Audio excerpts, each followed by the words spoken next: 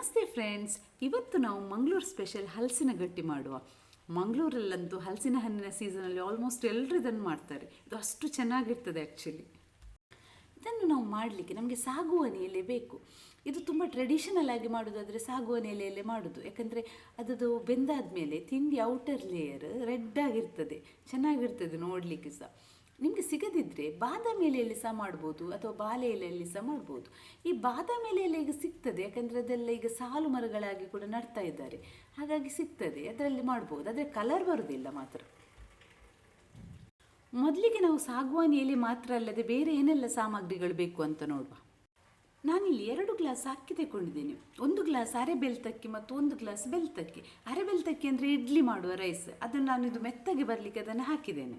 ಒಂದು 15 ಎಸಲಿನಷ್ಟು ಹಲಸಿನ ಹಣ್ಣು ತಗೊಂಡಿದ್ದೇನೆ, ಮತ್ತು ಅರ್ಧ ಭಾಗದಷ್ಟು ತೆಂಗಿನಕಾಯಿಯನ್ನು ತುರಿದಿಟ್ಕೊಂಡಿದ್ದೇನೆ, ಮತ್ತು ಒಂದು ಅರ್ಧ ಕಪ್ನಷ್ಟು ಬೆಲ್ಲ ತಗೊಂಡಿದ್ದೇನೆ, ಮತ್ತು ಒಂದು 7-8 ಎಸಳು ಹಲಸಿನ ಹಣ್ಣನ್ನು ಚಿಕ್ಕ ಚಿಕ್ಕದಾಗಿ ಕಟ್ ಮಾಡಿ ಇಟ್ಕೊಂಡಿದ್ದೇನೆ. ಇದು ಯಾಕಂದರೆ ನಮಗೆ ಹಿಟ್ಟಿಗೆ ಸೇರಿಸಲಿಕ್ಕೆ, ಇದು ತಿಂಡಿಯಲ್ಲಿ ಅಲ್ಲಲ್ಲಿ ಸಿಗ್ತದೆ, ಚೆನ್ನಾಗಿರ್ತದೆ. ಮತ್ತು ಅರ್ಧ ಭಾಗದಷ್ಟು ತೆಂಗಿನಕಾಯಿಯನ್ನು ಚಿಕ್ಕ ಚಿಕ್ಕದಾಗಿ ಕಟ್ ಮಾಡಿ ಇಟ್ಕೊಂಡಿದ್ದೀನಿ, ಇದು ಕೂಡ ಹಾಗೆ ಹಿಟ್ಟಿಗೆ ಸೇರಿಸಲಿಕ್ಕೆ. ಮತ್ತು ರುಚಿಗೆ ಬೇಕಾದಷ್ಟು ಉಪ್ಪು, ಮತ್ತೊಂದು 7-8 ಕರಿಮೆಣಸನ್ನು ಕೂಡ ಜಜ್ಜಿಟ್ಕೊಂಡಿದ್ದೇನೆ, ಮತ್ತು 5-6 ಏಲಕ್ಕಿ. ನಾವೀಗ ಇದಕ್ಕೆ ಹಿಟ್ಟು ತಯಾರು ಮಾಡಬೇಕು. ಅದಕ್ಕೋಸ್ಕರ ಒಂದು ಮಿಕ್ಸಿ ಜಾರ್ ತೆಕ್ಕೊಂಡು ಅದಕ್ಕೆ ನಾವು ತೊಳೆದಿಟ್ಕೊಂಡಂಥ ಅಕ್ಕಿ ಮತ್ತು ಹಲಸಿನ ಹಣ್ಣು ಮತ್ತು ತೆಂಗಿನ ತುರಿ, ಬೆಲ್ಲ, ಉಪ್ಪು ಎಲ್ಲ ಹಾಕಿ ಚೆನ್ನಾಗಿ ರುಬ್ಬಬೇಕು.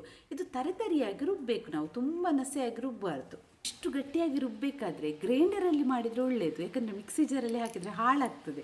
ಆದರೆ ನಾನಿವತ್ತು ರಿಸ್ಕ್ ತೆಕ್ಕೊಂಡು ಮಾಡಿದ್ದೇನೆ. ನಾವೀಗ ರೆಡಿ ಮಾಡಿಟ್ಕೊಂಡಂಥ ಹಿಟ್ಟಿಗೆ ಕರಿಮೆಣಸು, ಏಲಕ್ಕಿ, ಮತ್ತು ನಾವು ಕಟ್ ಮಾಡಿಟ್ಕೊಂಡಂಥ ತೆಂಗಿನಕಾಯಿ ಮತ್ತು ಕಟ್ ಮಾಡಿಟ್ಕೊಂಡಂಥ ಹಲಸಿನ ಹಣ್ಣು ಎಲ್ಲವನ್ನು ಸೇರಿಸಿ ಚೆನ್ನಾಗಿ ಮಿಕ್ಸ್ ಮಾಡಬೇಕು. ಈಗ ನಮ್ಮ ಹಿಟ್ಟು ರೆಡಿ ಆಯಿತು. ಎಲೆಯನ್ನು ನಾವು ಮೊದಲೇ ಕ್ಲೀನ್ ಮಾಡಿಟ್ಕೊಂಡು ಒರೆಸಿಟ್ಕೊಳ್ಬೇಕು, ಒದ್ದೆ ಇಲ್ಲದಿದ್ದರೆ ಚೆನ್ನಾಗಿರ್ತದೆ. ನೋಡಿ ಇಲ್ಲಿ ಎಲೆ ನೋಡಿ, ಇದು ಸಾಗುವಾನಿ ಎಲೆ ಈ ಥರ ಇರ್ತದೆ, ಇದರಲ್ಲಿ ಮಾಡಿದರೆ ಕಲರ್ ಬರ್ತದೆ.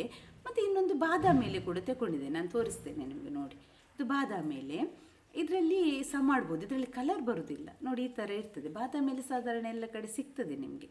ಎಷ್ಟು ಚೆನ್ನಾಗಿದೆ ನೋಡಿ ಎಲೆ. ನೋಡಿ ಇಲ್ಲಿ ನಾನೊಂದು ಸಾಗುವಾನಿ ಎಲೆ ತಗೊಂಡಿದ್ದೇನೆ, ಅದಕ್ಕೆ ಸ್ವಲ್ಪ ಹಿಟ್ಟು ತಗೊಂಡು ಈ ರೀತಿ ಸ್ಪ್ರೆಡ್ ಮಾಡಿ, ಮತ್ತು ಇದನ್ನು ಈ ರೀತಿ ಫೋಲ್ಡ್ ಮಾಡಿ ನಾವು ಇದನ್ನೆಲ್ಲ ಹಬೆಯಲ್ಲಿ ಬೇಯಿಸಲಿಕ್ಕೆ ನೋಡಿ ಈ ರೀತಿ ಫೋಲ್ಡ್ ಮಾಡಿ ಇಟ್ಕೊಳ್ಳುವ ಎಲ್ಲ ಎಲೆಯಲ್ಲಿ.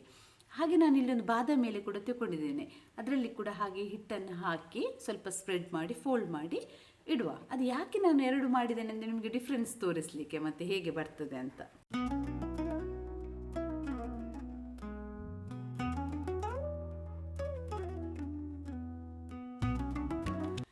ನಾವೀಗ ಹಬೆಯಲ್ಲಿ ಒಂದು 20 ನಿಮಿಷಗಳ ಕಾಲ ಚೆನ್ನಾಗಿ ಬೇಯಿಸಬೇಕು.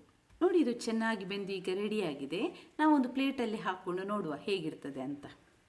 ಹಸಿರು ಬಣ್ಣದ ಎಲೆ ಇರುವಂಥದ್ದು ಬಾದಾಮಿ ಎಲೆ, ಅದರಲ್ಲಿ ಸಹ ಮಾಡಿದ್ದೇವಲ್ಲ ನಾವು. ಮತ್ತು ಕೆಂಪು ಬಣ್ಣ ಬಂದಂಥ ಎಲೆ ಸಾಗುವಾನಿ ಎಲೆ. ನೋಡಿ ಫುಲ್ ಬೆಂದಾಗ ಕಲರ್ ಚೇಂಜ್ ಆಗಿದೆ, ಮತ್ತು ತಿಂಡಿಯಲ್ಲಿ ಕೂಡ ಅದರದ್ದು ಕಲರ್ ಒಂದು ಲೇಯರ್ ಥರ ಬಂದಿದೆ, ರೆಡ್ ಕಲರ್. ನೋಡಿ ನೋಡಲಿಕ್ಕೂ ಕೂಡ ಚೆನ್ನಾಗಿರ್ತದೆ, ಟೇಸ್ಟ್ ಕೂಡ ಇದು. ತಿನ್ನುವಾಗ ಅಲ್ಲಲ್ಲಿ ತೆಂಗಿನಕಾಯಿ ಮತ್ತು ನಾವು ಕಟ್ ಮಾಡಿ ಹಾಕಿದಂಥ ಹಲಸಿನ ಹಣ್ಣು, ಏಲಕ್ಕಿಯ ಪರಿಮಳ, ಮತ್ತು ಅಲ್ಲಲ್ಲಿ ಕರಿಮೆಣಸು ಸಿಕ್ಕಿದಾಗ ಸ್ವಲ್ಪ ಖಾರದ ರುಚಿ ತುಂಬ ಚೆನ್ನಾಗಿರ್ತದೆ. ಇದು ನೀವು ಖಂಡಿತ ಟ್ರೈ ಮಾಡಿ.